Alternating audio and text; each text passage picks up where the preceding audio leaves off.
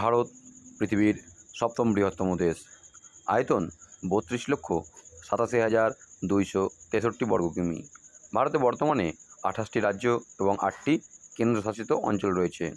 ভারতের সাথে সীমানা অনেকগুলো দেশের রয়েছে: পাকিস্তান, আফগানিস্তান, চীন, নেপাল, ভুটান, মায়ানমার, বাংলাদেশ। অন্যদিকে শ্রীলঙ্কা এবং মালদ্বীপ হল ভারতের নেভাল প্রতিবেশী দেশ, অর্থাৎ এদের সাথে সমুদ্রপথে যোগাযোগ রয়েছে ভারতের।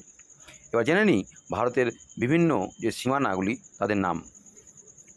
ভারত তিব্বত সীমারেখা নাম ম্যাকমোহন লাইন, যার দৈর্ঘ্য ৩,৪৮৮ কিমি।